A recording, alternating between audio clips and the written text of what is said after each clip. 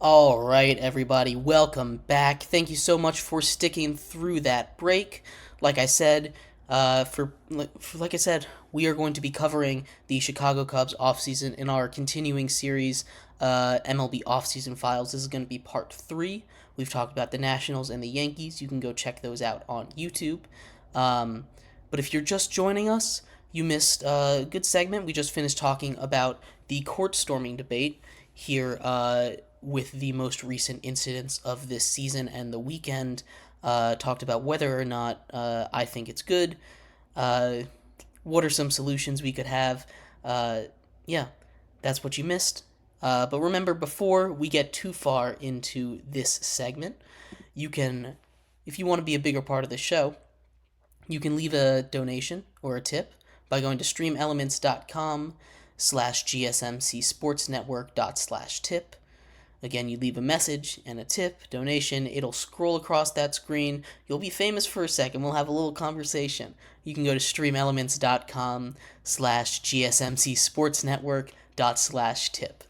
Without further ado, let's just get right into the MLB offseason files, Part 3, the Chicago Cubs. Chicago Cubs, by a lot of people's metrics, had a disappointing offseason from where they were a season ago. The Chicago Cubs are a team that were fighting for a wild card spot at the end of last season. They were kind of surprisingly good.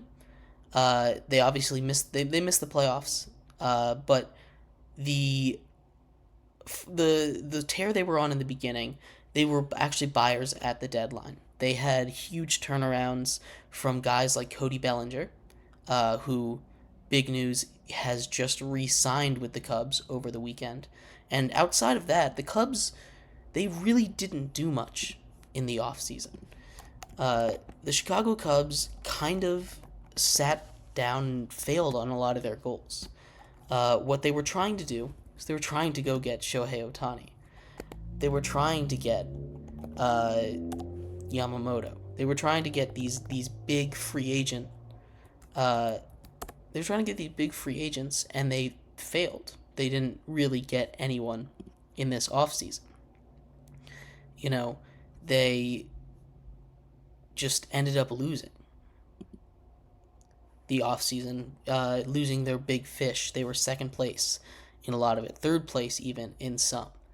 Now, 3-year, $80 million deal for Cody Bellinger to return to the Cubs, who had finally, come back from a frankly disappointing fall off since he won the MVP. Outside of that, the Cubs really didn't do anything. A team that adding Bellinger back really helps them. It makes them back into contenders again, or I guess playoff contenders. I won't go as far as saying that they are World Series contenders, because they did lose some guys. They lost Marcus Stroman, pitcher. They lost Candelario, who they had traded for, no longer on the team. There's a bunch of people that they lost, and they kind of sat put. The Central isn't the strongest division. It's a division that they can win, really. But outside of Cody Bellinger, they didn't really do much. Coming off a season that really was solid for them. It just kind of is a disappointing offseason for a team that needed to make a couple moves. So, that's what the Cubs are up to right now. They also, we want to talk about some projections for next season. So the Cubs, a team that last season barely missed the playoffs, a team finished 83-79, second in the division. Like I said, just missed that 7th seed in the wild card. Kind of take a step back in a time where a lot of teams in their division and in the NL kind of took a step forward. We're talking about, especially in their division, the St. Louis Cardinals had a miserable season last year. They really felt the loss of Yadier Molina when he left. And they went out and they went and got some pitching. They did a really good job with, I guess you would call, the bargain bin pitching. The Pirates and the Reds, both super young teams with some potential. The Reds especially, they called up a lot of young guys, and they all kind of hit a little bit last season. We'll see how they continue to develop. Same thing with the Pirates. And then the Brewers just are what the Brewers are. They're a good team. They lost a couple big pieces, but they are what they are. So heading into a season where you don't have a lot of changes made, where you haven't made these big moves that you were targeting, and the rest of the teams in your division have, it's a little bit disappointing.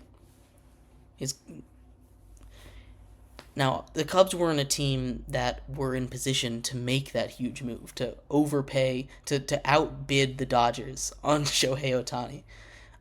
They weren't really in a position to do that. But what they were in a position to do was, talk about maybe make some smaller moves, some moves that'll keep them in contention, maybe push them forward. Obviously, bringing back Cody Bellinger, that was a big question for them. And they came back and they did that today, 3 years, $80 million. But the lack of moves in the offseason is kind of uninspiring. I expect them to take a small step back. 83 wins last year. I'm probably putting their win total somewhere around 80, 70, 78 to 80 wins. Again, that division is going to be a lot tougher. You're not going to be able to beat up as much on some of those teams that you play all the time. That's a couple games lost. And out of everyone in that division, the Cubs might have had one of the weaker off seasons. They really didn't get a lot done. And for a team that was where they were last season, assuming that they would like to continue competing, it's not a good look. It really is just a disappointing off season for them. So, I'd love to hear what you guys think about the Chicago Cubs, what's coming up for them. I think they're going to miss the playoffs. I think it's going to be really similar to last season. Like I said, they didn't make too many changes. They brought back the big piece that they lost. So, not sure exactly how much this is going to change. The rest of that division got better, and they just kind of sat on their hands. Didn't get a lot done. But they could compete for a wild card. That's their ceiling. Their ceiling is a wild card. I don't think they're winning their division. There's a lot of good teams there. But they could compete for a wild card, and once you get in the playoffs, you can make noise with anyone. Just got to get hot at the right time. But the Cubs' offseason has not been very good. Obviously, bringing back Cody Bellinger is huge. He's going to hopefully provide that bat. And that's the real question with Cody Bellinger, which is why I understand why he hadn't been signed yet. There obviously were a bunch of Scott Boras clients that had not been signed, and Cody Bellinger was one of those four. And he made it all the way through free agency. Through free agency, spring training has already started, and I'm sure he's been working. But with how inconsistent he's been in prior seasons, with how he went from winning an MVP to being benched to being on the Cubs and turning it around, we don't know exactly what he's going to be. We've seen this before where people ball out on their contract year. They go get that big money and then they fall off a cliff. It happens in every sport. There's a whole bunch of examples. I'm sure you guys can think of some. But the $80 million over 3 years really isn't as much as people were expecting him to get. He was looking at getting a six-figure contract.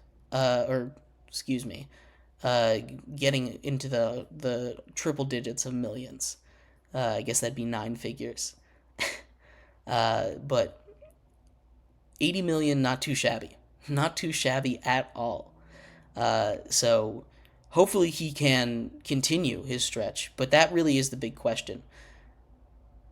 If he can go back and be what he was last season or his MVP season, this is absolutely worth it. But once we get the Cody Bellinger of the couple years before this year, 80 million is a lot to sink into him. But yeah, moving on, in our next segment, we're going to be talking about the Rookie of the Year race between Victor Wembanyama and Chet Holmgren. We'll talk a little bit about where that race stands. We'll talk about the history of it, and what we expect, or what I expect to happen in that race. And then we'll close out our show talking about the NFL running back market. There's been a whole bunch of rumors coming out about franchise tag being used or not being used on a lot of running backs. It kind of mirrors last season, so we'll do some comparison there, talk a little bit about it. Thank you everybody so much for tuning into this segment. We will be right back.